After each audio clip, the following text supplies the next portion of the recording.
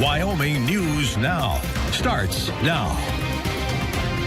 Good evening. Thank you for joining us tonight. Cheyenne City Council is planning to vote on cutting back governing city members' salaries. This vote is expected at the City Council meeting tomorrow night. The meeting begins at 6 p.m. and the public can attend virtually. Some other items on the agenda include a first reading on approving and establishing revised water and sewer rates, and a vote authorizing the Cheyenne Police Department to apply for coronavirus emergency grant funding. Information for joining the virtual meeting is on the City of Cheyenne's Facebook page. Drivers, here's some road work you should know about. Starting tomorrow, WYDOT will begin milling and paving roads around Laramie County. Beginning in Pine Bluffs, crews will be working on sections of YO 213 and YO 224. Laydown paving will start immediately in those areas and will last about a week.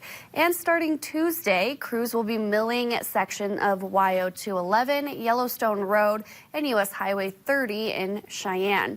Motorists driving through these areas should slow down and obey any traffic control measures in place. Walk MS Cheyenne now has a little over $2,100 to put toward fighting multiple sclerosis. This comes after Cruise the Legend made MS Walk the beneficiary of last night's cruise. Every year, more than 300 people gather downtown Cheyenne to raise awareness and money at Walk MS Cheyenne.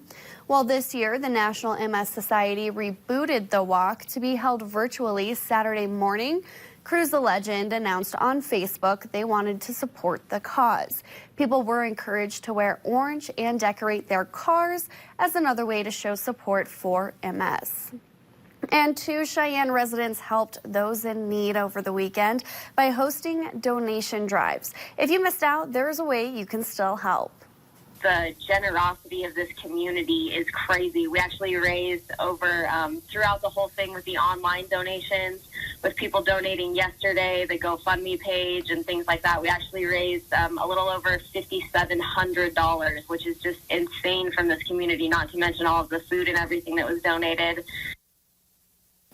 Wyoming Way Donation Day, with the help of local police and firemen, managed to bring in more than 2 truckloads worth of food, hygiene products, and other goods yesterday.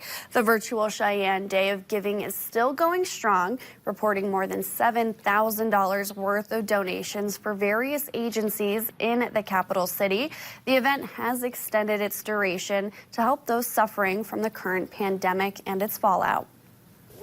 The needs are going to be ongoing, but we are hoping to run it at least through May. And that way, people, when it works for them, they can help a particular agency that they would like to, or they can donate to Day of Giving, and we can keep that going. This is going to be a recovery that takes a while. For more information on how you can give, visit our website. Now we're going to send it out to meteorologist Aaron Lowry, who's outside with a look at our weather. Aaron? Kayla, it's a little breezier than it needs to be out here on our weather deck, but of course Cheyenne just loves to blow those winds at any time that it can. We're going to start off with our weather headlines. Partly cloudy overnight tonight and pretty chilly. Tomorrow, we're going to see plenty of clouds and a chance for some afternoon showers and thunderstorms, and plenty of clouds overnight again tomorrow night, and some of the lingering rain could shift to snow as temperatures approach the freezing point. A peek at our radar and satellite right now, you can still see plenty of clouds over the state, though nowhere is completely covered at this time. As for rain, we're seeing some in the Panhandle of Nebraska pushing further east into the center part of the state. It's 39 degrees in Cheyenne right now. We're at 43 in Scottsbluff, 38 in Casper, 42 in Thermopolis. And our warm spot right now is Evanston, still at 60 degrees. As for wind speeds, 13 miles per hour in Cheyenne, but I'm sure it's gusting to a lot more than that. 13 as well in Casper and Scottsbluff. Rawlins, 17. And our breezy spot right now is Rock Springs at 21 miles per hour. In your full weather forecast, we're going to have a look at the shift in patterns this week. It's going to bring us much higher chances of seeing some rain. Man, I guess rain is better than snow. But we you know don't what? use that word. Aaron, just come inside. My toesies are so cold because of the wind. All right. Okay, thank you. One business owner turned a devastating loss into her passion by opening a new boutique in the heart of Cheyenne. Little Moon Boutique opened its doors on May 2nd on Cary Avenue. The owner, Tiffany, named the shop after her daughter, Peyton. Peyton died in a car accident last year, and she helped over 75 people through organ and tissue donation.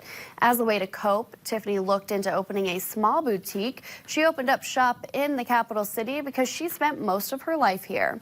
Tiffany said, "I wanted to create a unique space that would offer a peaceful feeling when you walk in.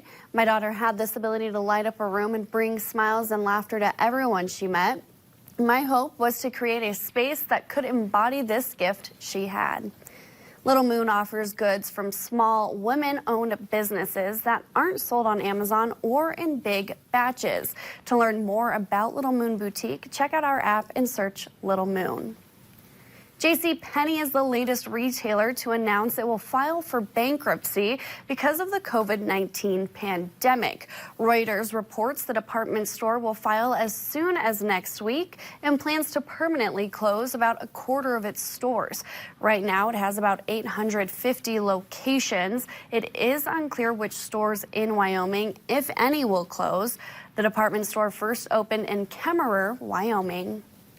Mother's Day is a time to celebrate the many things our moms do for us, though those celebrations may look a little different for guests at Wyoming Rescue Mission. Mother's Day means just as much to them. Will Thomas spoke with Wyoming Rescue Mission guests and shows us how they spend their Mother's Day. It just means, being around my family, the people that I love and care about. I raised my girls right. At least I think I have. And that's probably the best thing that I did my entire life, was raise my children to be good grown-ups and, live the right way. Dallas Sandry is getting ready to graduate to the next phase of the Discipleship Recovery Program. She had plans to visit her mother and one of her daughters in Ohio for Mother's Day, but when she came back, she would have had to quarantine and miss her graduation. Though she wishes she was in Ohio, she is dedicated to getting back on her feet.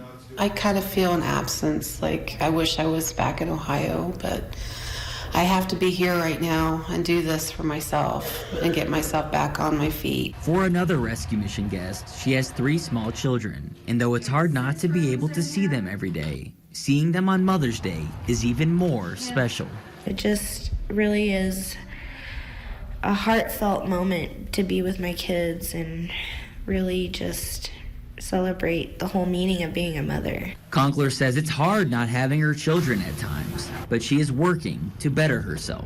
It's hard at times, definitely hard, but I am working on bettering myself. So, it makes the time with my children for when I do see them a lot more special. The Rescue Mission's marketing manager says the majority of the women guests at the Rescue Mission are mothers, and it's important to remember this day is just as special for them as everyone else. Mother's Day is still important, even if you're homeless. A mother's a mother. Stadelli says sometimes we all take things for granted, and the Rescue Mission is proud to be able to help mothers and everyone else get back on their feet. For Wyoming News Now, I'm Will Thomas. As Conkler and Delisandre continue to get back on their feet, they appreciate everything the Rescue Mission has done for them. And there's much more ahead on Wyoming News Now at 10. Some businesses are reopening in the state, but one county is sending out a reminder.